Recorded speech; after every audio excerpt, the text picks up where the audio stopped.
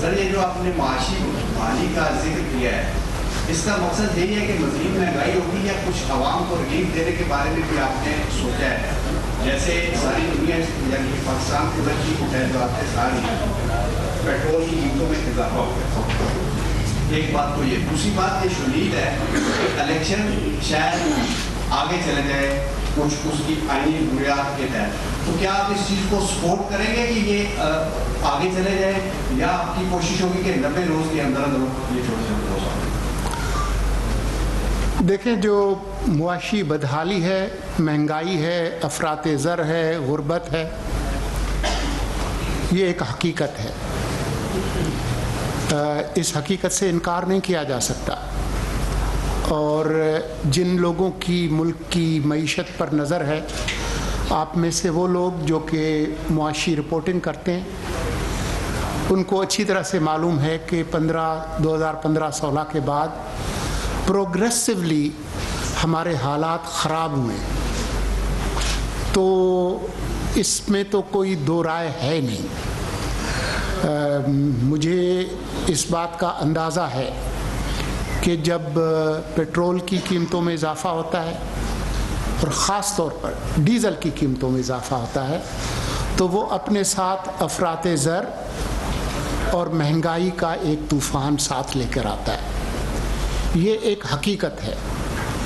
لیکن میرے خیال میں آپ تمام خواتین و حضرات کو اس کا علم ہے کہ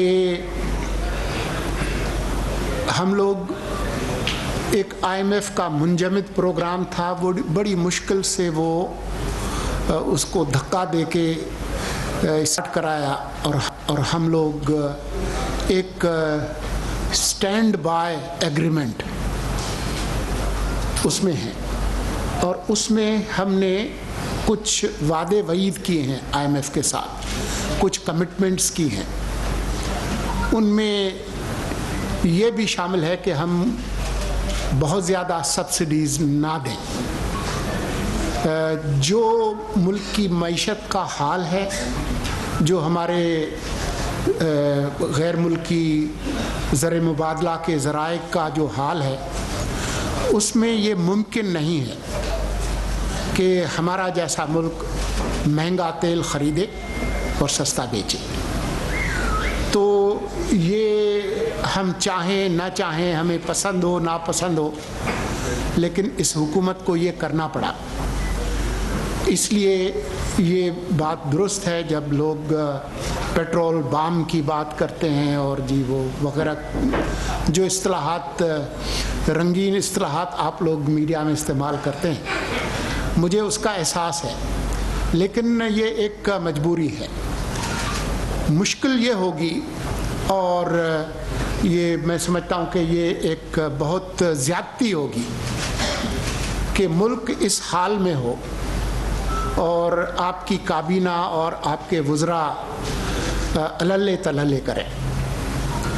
اگر لوگ مشکل میں ہیں تو آپ کی جو قیادت ہے اس کو کم از کم علامتی طور پر یہ تو کرنا چاہیے کہ آپ کے جو ٹیکس ہیں، ٹیکس پیئرس، آپ کے جو ٹیکس روپیز ہیں، اس کو بے دردی کے ساتھ خرچ نہ کریں.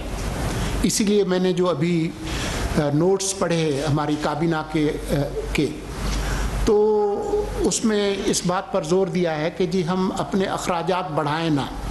جب آمدنی نہیں بڑھ رہی تو اخراجات بڑھانے کا کوئی ہمیں حق نہیں ہے، اخلاقی حق نہیں ہے. میں نے کل پرسوں بھی یہ کہا کہ ہمارا جیسا ملک جو ہمارے ذرائع محدود ہیں، پھر ہم اپنے خرچے بڑھاتے جا رہے ہیں، پھر ہم تو کہیں IMF یا کہیں قرضے شرزے جا کر لے لیتے ہیں. غریب آدمی کس کے پاس جائے گا؟ وہ کس سے قرضہ لے گا؟ اس کے پاس تو کوئی IMF ورلڈ بینک نہیں ہے. جو بندہ 800 روپے میں 20 کلو کا آٹا لے رہا تھا، اگر اس کو 2500 اور 3000 روپے میں آٹا خرید لے تو وہ کہاں سے لے گا؟ کون سا بینک دے گا اس کو؟ تو مجھے اندازہ ہے اس بات کا. اب میں آپ کا جو آخری سوال تھا اس پہ آ جاؤں. دیکھیں، इलेक्शन कराना इलेक्शन कमीशन की जिम्मेदारी है और जो मुल्क का आइन है उस और कानून है उसकी नज़र में मैं आप लोगों से गुजारिश करूंगा कि इलेक्शन कमीशन की वेबसाइट पे जाएं और उन्होंने इलेक्शन कराने के हवाले से पूरा एक शेड्यूल और एक मंतक पेश किया है कि क्यों कब तक वो हल्का बंदियाँ करेंगे, पूरा शेड्यूल दिया हुआ है, वो मेरे पास भी है। मैं आपको बोर नहीं करूंगा वो डिटेल्स तारीख देकर, लेकिन ये उनका काम है और ये आपके इल्म में भी है कि ये मामला एक हद तक सब जुडिस भी है, क्योंकि एक जमात या कुछ हमारे जो कानूनी माहिरीन हैं वो हमारी मुल्क की सबसे बड़ी अदालत में गए हुए हैं। ये जो सेंसस CCI ने जो किया है, तो ये निगरान हुकूमत का काम नहीं है। इलेक्शन कमीशन जो कहेगा, मुल्क का आइन और कानून जो कहेगा और जो अदालतें कहेंगी, उन सब की रोशनी में इलेक्शन कमीशन ने कराने हैं। वो 90 दिन में कराते हैं या फरवरी में कराते हैं, ये उनका, हमारी इसमें कोई ख्वाहिश नहीं है। अगर इलेक्शन कमीशन कल कहेगा कि 90 दिन में इलेक्शन कराएं, तो हम 1 घंटा 1 मिनट अपनी इस कुर्सी पर नहीं बैठेंगे। मेरे पास तो पतली गली का रास्ता है, इधर से आके मैं आपके साथ बैठ जाऊंगा। मिनिस्टर साहब, आप ये बताइएगा कि जो गवर्नमेंट हुकूमत है PTI की, उसके बहुत से लोगों के खिलाफ बहुत से मुकदमात हैं जो कहती है। कुछ मुकदमात हैं साबिक प्राइम मिनिस्टर के खिलाफ जो ग्राफ्टिंग के हवाले से हैं या करप्शन के इल्ज़ामात हैं, उनमें वो कुछ में कह भी हैं। कुछ मुकदमात जो है 9 मई के बाद बने हैं, JITs बनी हुई है, तफ्तीश हो रही है, इसी दौरान कंप्लेंट भी होंगी। इन दोनों तरह के मुकदमात हैं, दोनों तरह की कार्रवाइयाँ हैं, उस पर केयर टेकर हुकूमत जो है उसकी क्या पॉलिसी होगी? हाल किया जाएगा, उसको चलते रहने दिया जाएगा, इस पर क्या पॉलिसी होगी? हमारी इस पर कोई पॉलिसी नहीं है। ये मामला अदालतों में है, कानूनी तफ्तीशी रियासती इदारे अपना काम कर रहे हैं।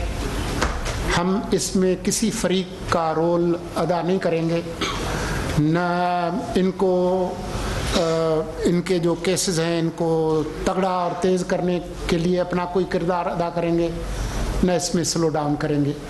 हम इस काम से बाहर हैं। खुशी की बात है कि हम में से एक शख्सियत उधर बैठी है। सिखर में एक साथी का कत्ल हो गया आपके सामने। आप एक जर्नलिस्ट होते हुए क्या उसके ऊपर अपडेट करेंगे, और जिन लोगों की गफलत की वजह से हॉस्पिटल्स के अंदर उनकी डेथ हुई है, तो हम एक्सपेक्ट करेंगे कि आप इसके ऊपर देखें। दूसरा जड़ावाला का जो वाक़या हुआ है, उसकी भी कोई कैबिनेट के हवाले से कोई बात हुई, और इस तरह के वाक़यात रोकने के हवाले से, और क्या वो जहाँ पे जो चीज़ें हुई हैं क्या वो भी विजिट की जाएंगी? क्योंकि पहले तो जो एक हाउस जला था सारी दुनिया को दिखाया गया था इबरत के निशान, ताकि उन लोगों को भी इबरत के लिए वो जगह भी दिखाई जाए कि हुआ क्या है। बहुत शुक्रिया जी। पहले तो मैंने जो नोट्स पढ़े काबीना की इजलास के, उसमें उसका ज़िक्र था, और जो वज़ीर आज़म साहब और जो काबीना के जो जज्बात हैं वो मैंने आपको बयान किए। ये 25 करोड़ लोगों का मुल्क है और ये पाकिस्तानियों का मुल्क है। तमाम पाकिस्तानियों का, उनका अकीदा, उनकी ज़बान, उनकी नस्ल, उनकी जिन्स, उनके ख़यालात, उनके नज़रियात कुछ भी हों, उन तमाम शहरियों को बराबर इंसानी हुकूक हासिल हैं, और तमाम अकायद का एहतराम करना हम सब लोगों की ज़िम्मेदारी है और ये रियासत की ज़िम्मेदारी है। उस पर तमाम लोगों ने, तमाम कायदीन ने, तमाम अमायदीन ने दुख और अफसोस का इजहार किया है, और मुझे यकीन है कि आपका दिल भी उसी तरह से दुखी है जिस तरह से मेरा दुखी है, और जिस तरह से जो मुतासरीन हैं उनका दिल दुखी है।